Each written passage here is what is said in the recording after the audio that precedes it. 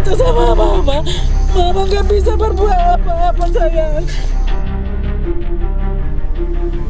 Menjatuhkan pidana terhadap terdakwa dengan pidana seumur hidup.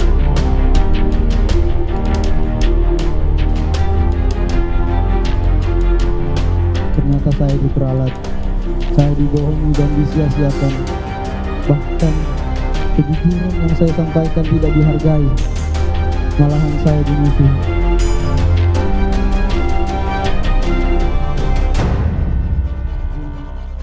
Berani meski sendirian, inilah yang dialami Eliezer sepanjang kasus pembunuhan Yosua terungkap ke publik. Ya, Eliezer, seorang diri, yang mengungkapkan kejahatan di rumah dinas Kadif Propam pada tanggal 8 Juli tahun 2022, Ferdi Sambo. Mulai dari perencanaan hingga pembunuhan Yosua, jaksa pun mengakui bahwa keterangan Eliezer yang membantunya membuka tabir pembunuhan di Duren 3 nomor 46. Dibantu Eliezer mengungkap fakta, jaksa membalasnya dengan menetapkan tuntutan yang lebih tinggi, jauh di atas terdakwa lain yang terlibat perencanaan pembunuhan. Dan kami sangat mengharapkan kepada majelis hakim yang kami sangat hormati agar nanti bisa memberikan putusan yang adil seadil-adilnya, ringan seringan-ringannya buat anak kami Richard Eliezer. Karena apa yang sudah Richard lakukan selama persidangan dari awal sampai hampir selesai ini. Sementara Ibu Brigadir Yosua berharap vonis berat dijatuhkan terhadap 4 terdakwa kasus pembunuhan Yosua, yakni Ferdi Sambo, Putri Cendrawati, Ricky Rizal, dan Kuat Ma'ruf, yang diketahui telah merencanakan pembunuhan. Kalau untuk PS, sesuai dengan perbuatan jahatnya sangat keji dan biadab, sebagai penegak hukum yang mengerti dengan hukum, dia pantaslah mendapatkan hukuman pasal 340, yaitu hukuman mati. Kepada Putri sebagai biang kerok atau pemicu dalam pembunuhan berencana ini adalah hukuman semaksimalnya, seberat-beratnya sesuai dengan pasal 340 yang telah terpenuhi di dalam dakwaan persidangan tersebut. Dan begitu juga Kuat Ma'ruf dan RR, karena mereka mengetahui di dalam pembunuhan berencana ini. Dibaca kalau pakai undang-undang LPSK lebih ringan, ya lebih ringan, bisa lepas, bisa bebas, ya itu terserah, kita pasrahkan kepada hakim. Kan kalau yang lain selalu kebanggaan, tapi kan Ica dimulai dengan permohonan maaf, diawali permohonan maaf kepada keluarga almarhum Yosua, ya bahwa mereka meminta maaf, setelah itu dia menyerahkan kepasrahan kepada majelis. Nah kami pun sama, silahkan, kita tidak mau intervensi majelis, silahkan hukuman yang lebih ringan, paling ringan, ya itu yang kami seru, yang kami adu bukan soal Icanya, tapi kejujuran, pengampunan, keinsyafan, pertobatan, itu yang kami apresiasi. Para guru besar itu mengakui bahwa ternyata di Republik ini ada orang kecil, terpencil, daerah bersahaja, pendidikannya sangat, ya saya kira bukan golongan para guru besar, tapi para guru besar merasa malu melihat ada di Republik ini seorang prajurit, seorang barada, jiwanya satria. Ya. Baik, yang diharapkan adalah di bawah 8 tahun atau bebas begitu ya, Kang Asep.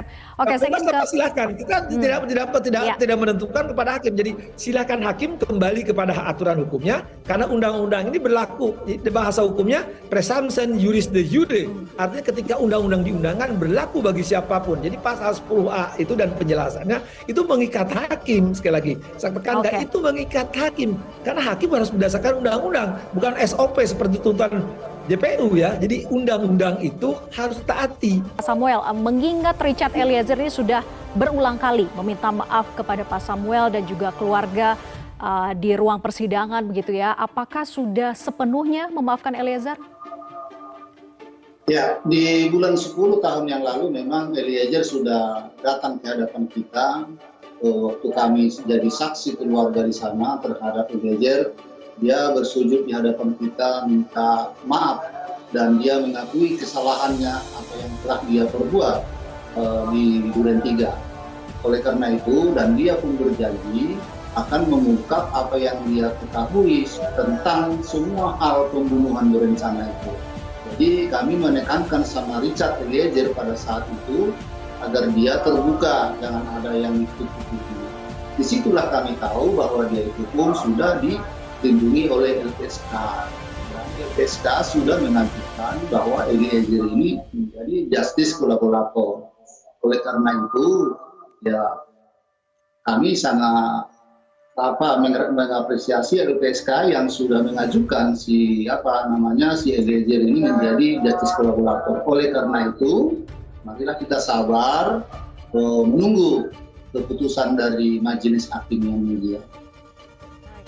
Pak Samuel, untuk memenuhi rasa keadilan Pak Samuel beserta dengan keluarga atas meninggalnya Yosua, Eliezer melakukan eksekusi terhadap Yosua atas perintah Sambo. Lalu apakah tuntutan terhadap Eliezer yang 12 tahun penjara ini juga dianggap keluarga Yosua itu terlalu berat untuk seorang yang berstatus justice kolaborator dan sudah mengutamakan kejujuran di atas segalanya?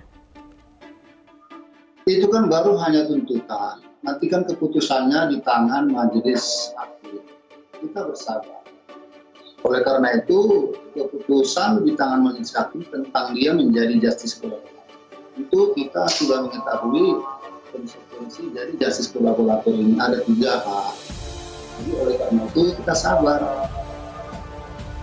Baik, jadi 12 tahun itu menurut Pak Samuel bisa diterima oleh pihak keluarga kah atau justru menuntut misalnya lebih berat karena Eliezer turut mengeksekusi atau justru menginginkan lebih ringan karena sudah memaafkan? Kami keluarga tidak mau mendahului keputusan hakim. Itu hak prerogatifnya majelis hakim untuk memutuskan kalau si Eliezer menjadi hukuman berapa. Kami tidak bisa mendahului majelis hakim. Baik, Pak Samuel, lalu bagaimana dengan hukuman untuk Verdi Sambo yang terakhir di dalam tuntutan begitu ya, dituntut penjara seumur hidup? Apakah pihak keluarga menerima? Dalam hal inilah yang sangat kami perhatikan terhadap Verdi Sambo. Dia ini kan suatu sutradara besarnya, aktornya di sana yang menciptakan semua skenario ini. Berulang kali mereka fitnah anak kami mulai dari Duren 3 sampai ke Magelang. Sampai persidangan terakhir terus dikumandangkan pemerkosaan. Dalam hal inilah yang nggak terima kami keluarga, apalagi saya selaku ayah dan ibunya di Jambi tidak terima itu. Tidak mungkin anak kami melakukan hal itu. Apalagi di Magelang. Di Magelang itu kan dia katanya diperkosa dan dibanting. Sedangkan visum tidak ada, itu suatu fitnah. Orangnya sudah mati difitnah pula. Fitnah itu lebih kejam daripada pembunuhan. Menurut saya hukuman seumur hidup itu seharusnya dia hukuman mati itu. Biar jangan ada lagi sambo-sambo lain nanti di kemudian hari.